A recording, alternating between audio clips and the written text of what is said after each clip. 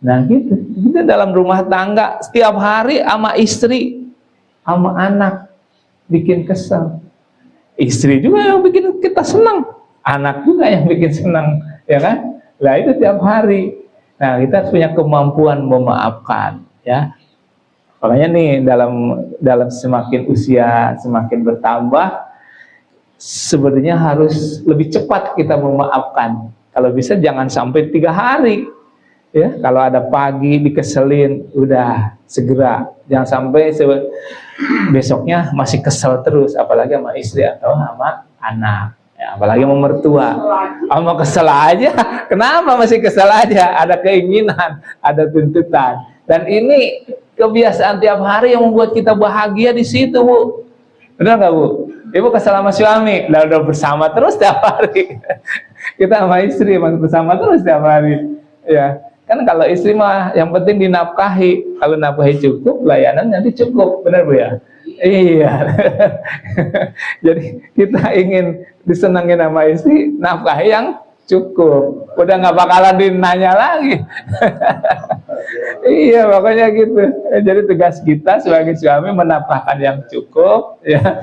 Kemudian istri akan nggak usah dikasih minta pengertian, udah otomatis tuh biasanya. Kita nafkah yang cukup, otomatis pengertian, ya. Ya, jadi semua ada di Al-Quran ya. Jadi memang saya mempelajarinya, belajar dari guru ya, kita ada ayat-ayat. Jadi saya menyampaikan ini selalu pakai dalil, pakai ayat ya.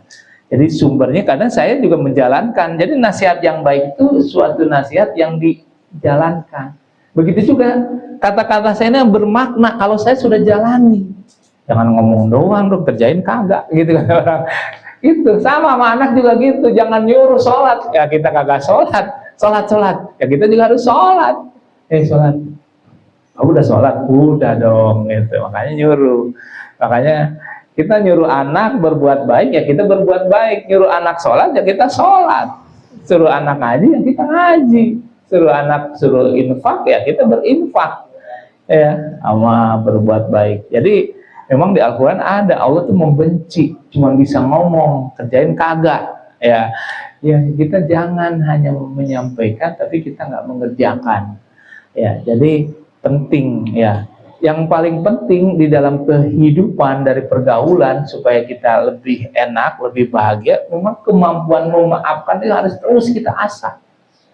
Sampai sekarang ini, ya selama kita hidup mah ujian adalah pengampunan, ya.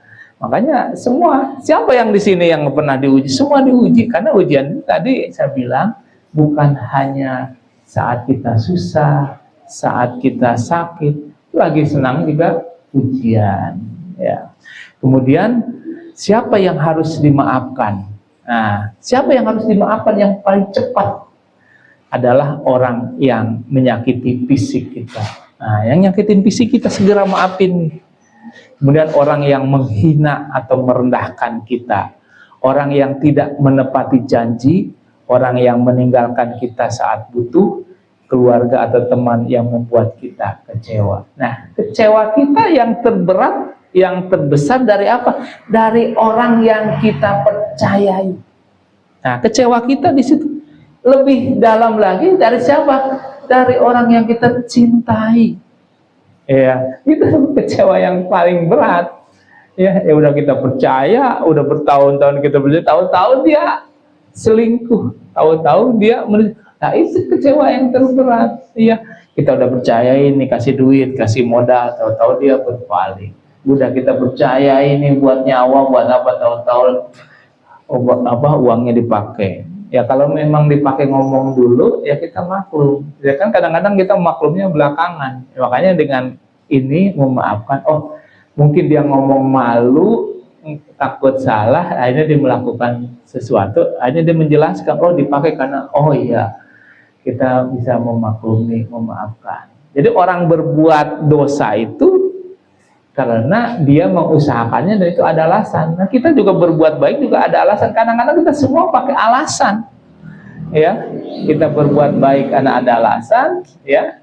Kita berbuat jahat juga ada alasan, yaitu versi kita. Makanya kita mengacu kepada Al-Quran, ya, bahwa kita ada saatnya kita ini disenangi oleh orang lain, ada saatnya kita dikecewakan orang lain. Ya, hidupnya begitu. Diberi kita merasa nikmat, atau kita memberi merasa nikmat.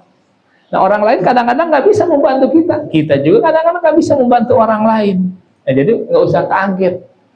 Ya, dunia ini terus berjalan. Ya, jadi silih berganti, ujian silih berganti.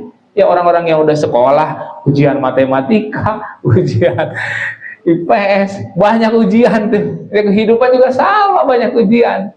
Ya, jadi kita nggak usah kaget. Ya, sakit mah, sakit gatel, banyak sakit-sakit. Ya, terus padi juga banyak ujiannya.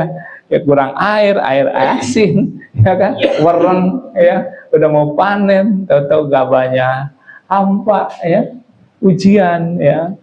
Nah, terus selanjutnya jadi manfaat apa memaafkan bagi kesehatan? Ya, menurut penelitian psikologi medis, memaafkan menurunkan tekanan darah. Nah, ini kadang-kadang kita tekanan darah tinggi naik terus nih, kayak kurang nih kemampuan untuk memaafkan, naik terus. Ini menurut medis ya, memaafkan dapat menurunkan tekanan darah, mengurangi kortison atau hormon stres. Nah, ini kalau kita maafin nambah stres nih. Kemudian meningkatkan sistem kekebalan tubuh. Jadi kalau mau sehat itu kita gampang memaafkan. Ya, kalau mau sehat gampang banget maaf. Maklum dulu terus memaafkan. Kemudian apalagi mengurangi resiko penyakit jantung dan depresi. Wah, ini berat nih penyakitnya nih, jantung dan depresi. Kesel, stres, ya, dikecewain, apalagi ditipu, stres, depresi, penyakit jantung. Terus menenangkan jiwa dan emosi, ya. Jadi kita itu, dan itu semakin kita banyak bergaul, apalagi banyak berdagang, banyak teman, kecewa ya pasti banyak. Apalagi banyak keinginan, banyak cinta, wah ini pasti kecewaan itu. Nah, ini ada kemampuan memaafkan. Makanya ada perintah dari Allah, barang siapa yang memaafkan dan berbuat baik kembali. Makanya ini ada ayat ini penting nih. Allah akan memberikan balasan, tanggungan Allah. Jadi bukan kalau amal kita menurut Al-An'am kasih 10, kalau sedekah 700, ini bisa berlipat-lipat. Karena itu memaafkan itu pekerjaan yang berat, ya. Tapi kalau udah dibiasain, beda nih. Kita misalnya sulit memaafkan, tanpa memaafkan, lebih bahagia, lebih ceria. Ya, makanya yang penting tadi dimaafkan orang terdekat dulu. Jangan sampai orang jauh kita maafin, orang terdekat kita nggak maafin. Sama bini nggak dimaafin, sama anak nggak, sama mertua, sama teman, sama tetangga. Kan repot, sama tetangganya maafin, jalan bisa muter kalau saking keselnya. Ya, ini penting memaafkan. Ya, cara agar hati bisa memaafkan, ingat bahwa Allah Maha Memaafkan. Nah, itu ingat bahwa Allah Maha Memaafkan. Kita sering mohon ampun kepada Allah, tapi kita sulit memaafkan. Ya, kita harus konsisten mohon kepada Allah, ya Allah, nih dosa saya banyak, tapi maafin sulit. Nah, kemudian ingat bahwa setiap orang bisa berubah. Nah, kita bisa jadi berbuat jahat atau orang lain berbuat jahat. Jadi kita bisa berubah. Yakin bahwa balasan Allah lebih adil dari pembalasan manusia. Jangan berharap pada manusia, hanya berharap pada Allah. Terus berdoa, ya Allah, bersihkan hatiku dan dendam dan iri hati. Nah, jadi kita yang mempunyai sifat-sifat dendam, iri hati, karena sulit memaafkan. Beda nih, orang yang gampang memaafkan itu biasa gampang tersenyum. Yang sulit memaafkan, kadang-kadang umur masih muda, muka lebih tua. Ya kan? Kalau gampang memaafkan, umur lebih tua, wajah lebih muda. Ya kan mungkin kita udah ngalamin, kok kayaknya wajahnya lebih tua, umurnya masih muda. Cek, jangan-jangan memaafkannya terlalu sulit, gitu ya. Jadi mudah-mudahan kita walaupun umur terus bertambah, lebih tua, lihat wajah segar terus, muda terus, karena bisa memaafkan. Nih, iya nih kayak Ustaz nih, ceria terus, gampang memaafkan. Pak RT apa lagi? Keselnya kelamaan. Kalau yang makanya ada hadis jangan lebih dari 3 hari kalau ngambek. Kalau dari 3 hari udah jeda, gimana caranya itu ya. Dan ini ada Ah, ini ada yang penting nih di surat An-Nur ya.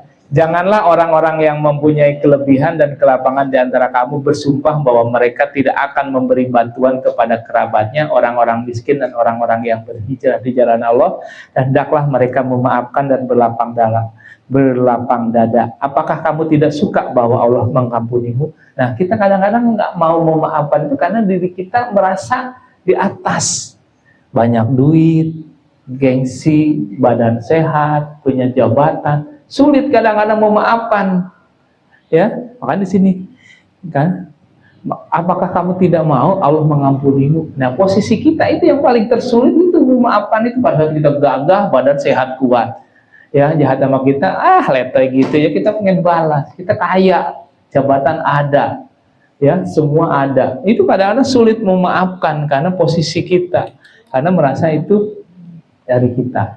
Nah, ini ya di dalam Al-Quran surat Al-Baqarah ayat 200